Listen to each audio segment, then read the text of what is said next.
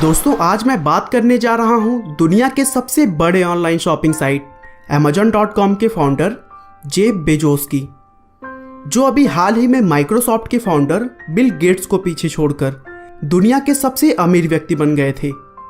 Amazon के शेयरों में आए बढ़त की वजह से बेजोस की वित्तीय और गैर वित्तीय संपत्ति का मूल्य करीब 90.5 अरब अमेरिकी डॉलर हो गया था, जबकि गेट्स के पास 90 अरब अमेरिकी डॉलर की संपत्ति है।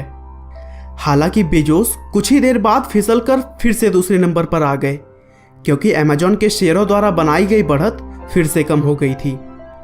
बहरहाल जो भी हो, जेफ ने Amazon.com की स्थापना कर लोगों की खरीदारी का तरीका ही बदल दिया। आपको जो कुछ भी चाहिए ऑनलाइन आदेश करिए और सामान आपके दरवाजे पर हाजिर, वह भी बाजार से सस्ती कीमतों पर। जेफ की यही सोच उन्हें आज इस मुकाम पर लेकर आई कि आज के समय में उनका नाम सबसे अमीर लोगों में गिना जाता है। दोस्तों, जेफ बेजोस आज भले ही अरबों खरबों के मालिक हैं, लेकिन उन्होंने भी अपनी जिंदगी में बहुत सारी मुश्किलों का सामना किया। बेजोस, जिनका जन्म एक नाबालिग मां की कोख में हुआ और 18 महीने की उम्र में ही उनके पिता उन्हें बेसहारा छोड़कर चले गए। आगे चलकर सौतेले पिता की छत्रछाया में उन्होंने पढ़ाई की, तो वहीं नाना के यहाँ रहकर अपनी छुट्टियां बिताई और फिर अच्छी खासी नौकरी छोड़कर ऑनलाइन बिजनेस में कूद पड़े। तो चलिए दोस्तों, बेजोस के इस उतार चढ़ाव भरे सफर को हम शुरू से जानते हैं। जेफ बेजोस का जन्म 12 जनवरी 1964 को अमेरिका के न्यू मैक्सिको में हुआ था। जब वे पैदा हुए थे उस समय उनकी मां जैकलिन हाई स्कूल में पढ़ाई कर रही थी और उनकी उम्र केवल 17 साल थी। उनके पिता का नाम जॉर्गेंस था, जो सिर्फ 18 महीने की उम्र में उन्हें और उनके मां को बेसहारा छोड़कर चले गए, जिसके बाद कुछ सालों तक जैकलिन यानी उनकी मां ने उन्हें अकेले संभाला। और फिर जब वे 4 साल के हो गए तब उन्होंने मिगुएल बेजोस नाम के आदमी के साथ फिर से शादी कर ली, जिसके बाद जेफ अपना सरनेम बेजोस लिखने लगे। शादी के बाद उनका पूरा परिवार ह्यूस्टन शिफ्ट हो गया और मिगुएल वहां एक इंजीनियर के रूप में काम करने लगे। दोस्तों, जेफ के अंदर शुरू से ही नए नए चीज़ों को जानने का शौक था। वे अपने खिलौनों को खोलकर अलग अलग कर देते और फिर उसे जोड़ते रहते थे। दरअसल वे जानना चाहते थे कि कोई भी चीज़ काम कैसे करती है। वे शुरू से ही अपने उम्र के बच्चों से काफ़ी अलग थे। जेफ ने रिवर रॉक्स एलिमेंट्री स्कूल से अपनी शुरुआती पढ़ाई की और अपनी छुट्टियां उन्होंने अपने नाना के वहाँ बिताए। उन्होंने शुरू से ही अपने आप को टेक्नोलॉजी में प्रूव किया। बचपन में अपने भाई बहनों से अपने कमरे की सुरक्षा के लिए उन्होंने एक इलेक्ट्रिक अलार्म भी बनाया।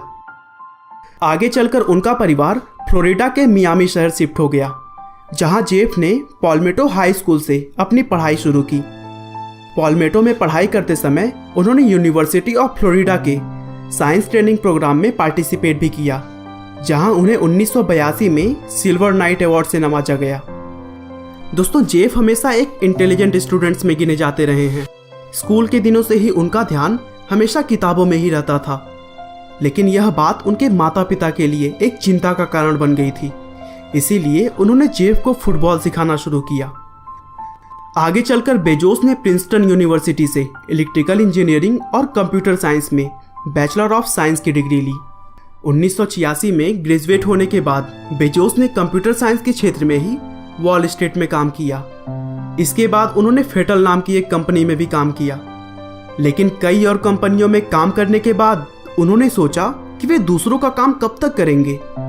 इसीलिए उन्होंने खुद का कोई बिजनेस स्टार्ट करने का मन बनाया, जिसके बाद उन्होंने अमेरिका के बहुत सारे शहरों की यात्रा की और लोगों की डिमांड को करीब से जाना। आखिरकार उनके सर्वे में पता चला कि इंटरनेट की डिमांड बहुत तेजी से बढ़ रही है और अगर इसी क्षेत्र में बिजनेस स्टार्ट किया जाए तो सफलता तो मिलनी ही है। 1994 में उन्होंने अपनी अच्छी खासी नौकरी छोड़ दी और अपने घर के गैराज से ऑनलाइन बिजनेस की तरफ अपना पहला कदम रखा, जहां उन्होंने किताबें बेचने से शुरुआत की। दोस्तों, जेफ ने किताबों को ऑनलाइन बेचना शायद इसलिए भी सोचा था क्योंकि वो खुद भी किताबों के बहुत शौकीन थे। उन्होंने 3 कंप्यूटर और कुछ ही एम्प्लॉयज के साथ कंपनी की शुरुआत की। जेफ के माता पिता ने भी अपनी तरफ से उनकी पूरी सहायता की।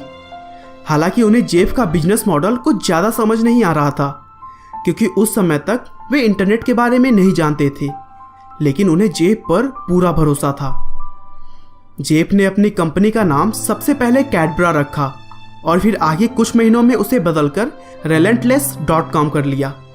लेकिन यह नाम भी उनके दोस्तों को पसंद नहीं था, इसीलिए 1995 में अंततः उन्होंने अपनी कंपनी का नाम Amazon रख लिया, जो कि अमेरिका के एक नदी के नाम पर आधारित थी।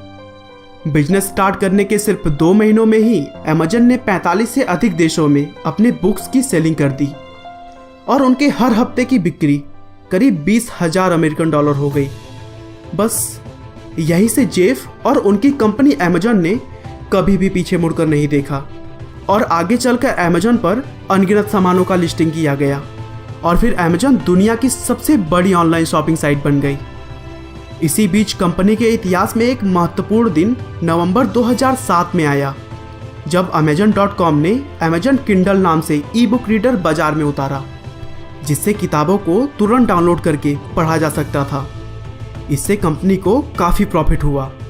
इस प्रोडक्ट से एक तो किंडल की बिक्री बढ़ी, दूसरी किंडल फॉर्मेट में पढ़े जाने वाली बुक्स की भी बिक्री बढ़ गई। ग्राहकों के लिए ये बहुत सुविधाजनक था, क्योंकि अब उन्हें बुक के आने का इंतजार नहीं करना पड़ता था। मनचाही बुक मिनटों में उनके पास आ जाती थी। जेफ की अगर पर्सनल लाइफ की बात करें तो उन्होंने 1993 में मैकेंजी से शादी की, जिससे उन्हें 3 बेटे हैं। इसके अलावा उन्होंने एक लड़की को भी गोद लिया है। दोस्तों, हर साल Amazon जेफ और उनकी फैमिली के सिक्योरिटी पर करीब 13 करोड़ रुपए खर्च करती है, लेकिन फिर भी जेफ की वाइफ चारों बच्चों को स्कूल छोड़ने के बाद जेफ को कार से खुद ऑफिस ड्रॉप करती हैं और जेफ भी अपनी पत्नी और बच्चों को अपना पूरा समय देते हैं। आपका बहुमूल्य समय देने के लिए बहुत बहुत धन्यवाद। इस वीडियो को लाइक करके आप हमारा मनोबल बढ़ा सकते हैं।